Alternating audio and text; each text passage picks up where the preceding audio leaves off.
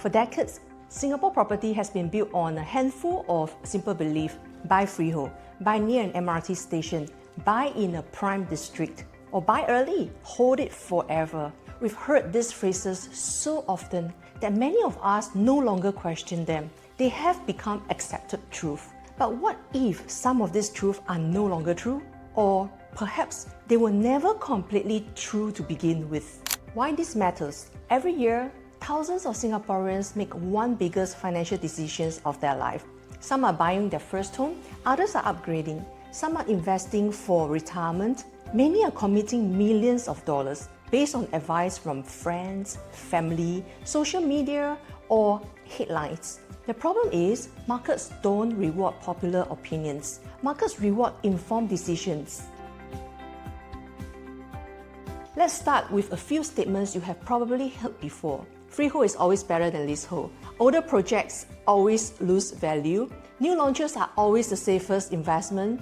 Buy beside an MRT station and you can't go wrong. Prime district always outperform. Some of these statements are sometimes true, but none of them are always true. Property is not governed by simple rules. It is shaped by supply, by demand, government planning, connectivity, buyers' behavior, and future transformation. If everyone has access to the same information, why do some investors consistently make better decisions? The answer isn't because they have secret formula. It's because they ask smarter and better questions. Instead of asking, is this project freehold? They ask, why is demand increasing here? Instead of following the news headlines, they follow evidence. Over the next few chapters, we're going to investigate some of Singapore's most interesting property stories. We'll compare developments, we'll analyze real data transactions, we'll study rental demand, we'll examine government planning, and we will uncover why some aging developments continue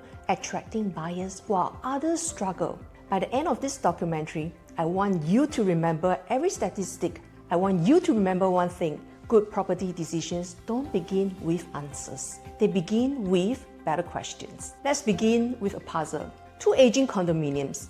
Both are 99-year leasehold developments. Both have been around for decades, yet buyers continue purchasing them. Transactions remain healthy.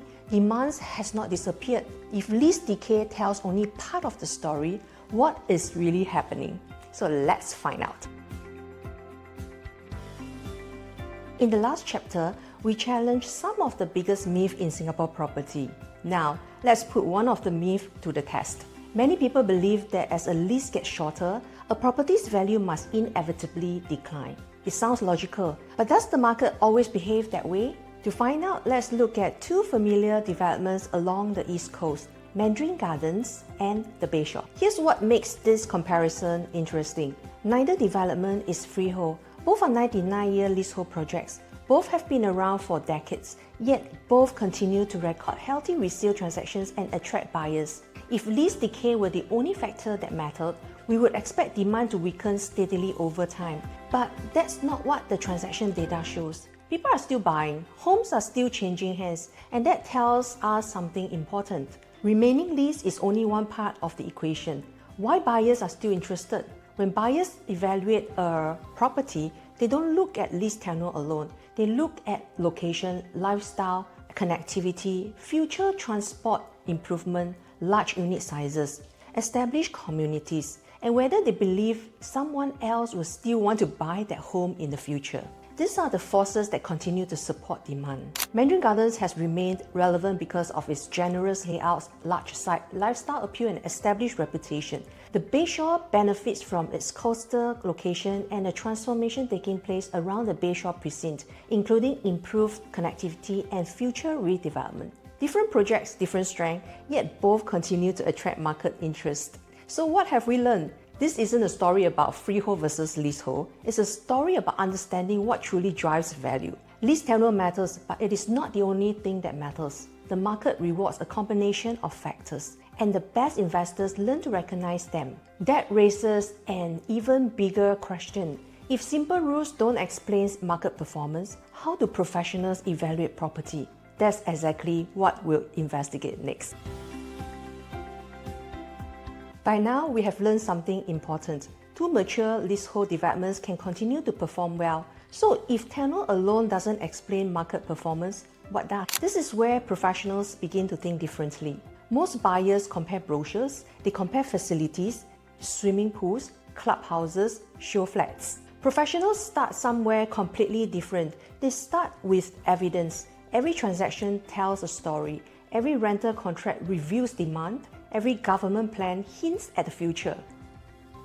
Case study 1. Let's look at our first case study, Queen's Peak and the Anchorage. Okay, this isn't about deciding which project is better. It's about understanding why the market valued them differently. And who bought? When did they buy?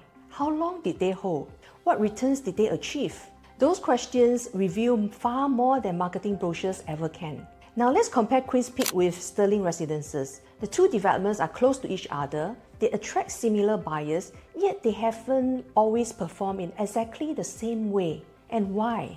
Because even neighboring projects can have different demand drivers. This is why professionals never rely on assumptions. Resale prices tell us one part of the story. Rental demand tells us another. When tenants continue choosing a development, it tells us people genuinely want to live there. Stronger rental demand often supports long-term buyer confidence. That's why we analyze both resale and rental data together.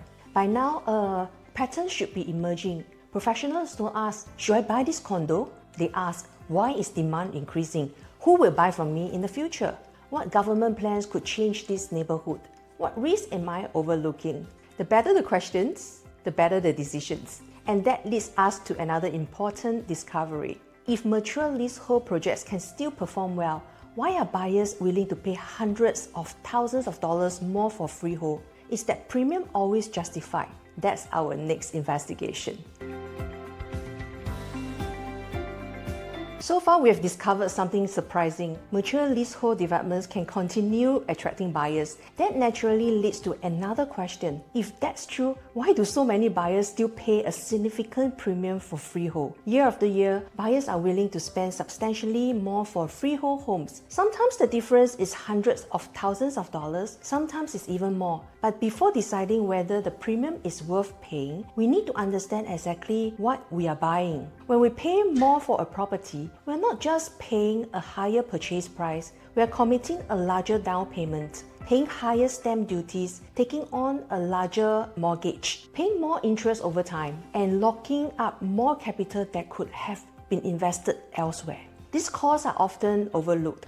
Recent market data shows that new freehold homes continue to command a meaningful premium over the comparable 99-year developments. That premium has remained relatively consistent. The market clearly places value on freehold tenure, but consistency doesn't automatically mean the premium is right for every buyer. So the real question isn't, is freehold better? So then the better question to ask is this premium justified for my goals? If you're buying for legacy, your answer may be different. If you are focused on investment returns, your answer may also be different. Good decisions depend on context. Every dollar committed to one decision is a dollar that can't be used somewhere else. Could the same capital be invested in another property? Could it reduce borrowing? Could it provide greater flexibility in the future? Professional investors think carefully about opportunity cost, not just purchase price. By now, a pattern should be clear. Property investing isn't about following simple rules. It's about understanding the forces that shape value. And one of the biggest forces in Singapore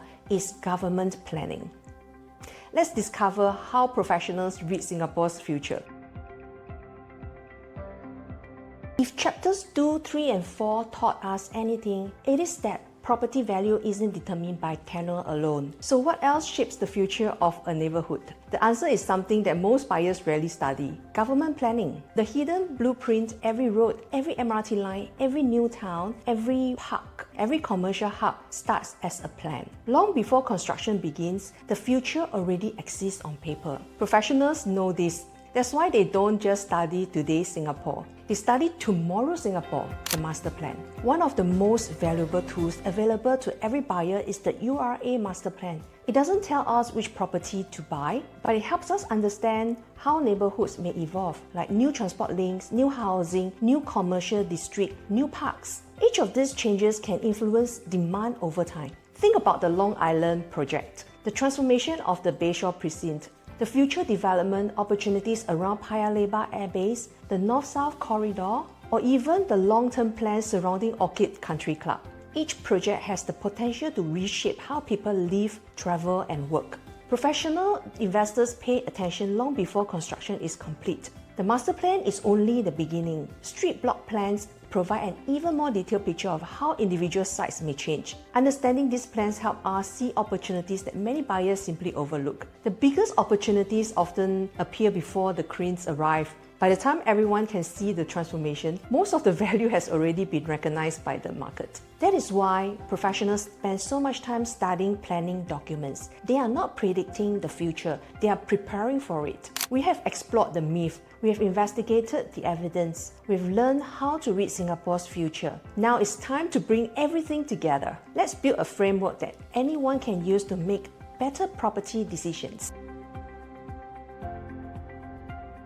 Over the last 5 chapters, we have challenged common myths, we have analyzed real projects, we have examined transaction data, and we have learned how government planning shapes tomorrow's opportunities. Now it's time to bring everything together, not as a list of rules, but as a framework. One of the biggest lessons learned in property investing is this: there's no perfect property.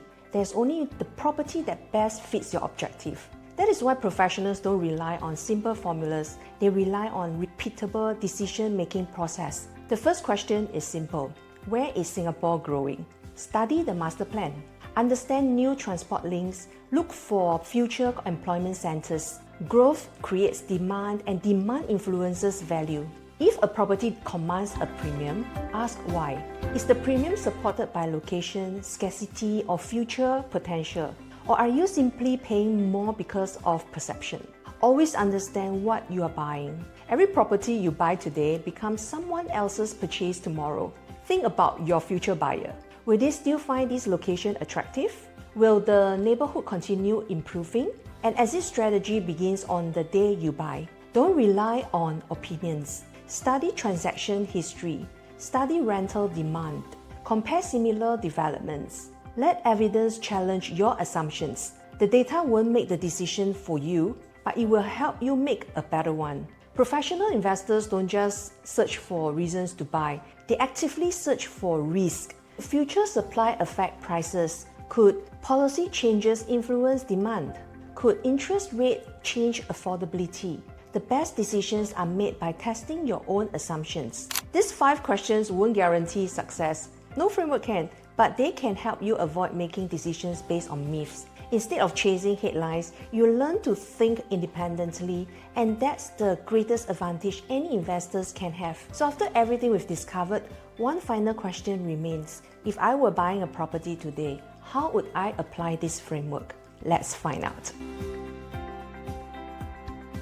We have come a long way. We started by questioning the myths surrounding Singapore's property. We examined mature leasehold developments. We compared real projects. We looked beyond headlines and studied actual transaction data. We explored the hidden cost of paying for freehold, and we discovered that the future of a neighborhood is often written long before construction begins. So now we'll arrive at the final question. If I were buying a property today, would I choose freehold or leasehold? The truth is, that's no longer the first question I would ask. Instead, I will begin with the framework we have built together. First, where is Singapore growing? Second, what am I actually paying for? Third, who is likely to buy this property from me in the future? Fourth, what does the evidence tell me? And finally, what could prove my assumptions wrong? These 5 questions help me think more clearly before making any decision. Some buyers may decide that freehold best suits the family's long-term plan. Others may conclude that a well-located leasehold project offers stronger value. Neither answer is automatically right.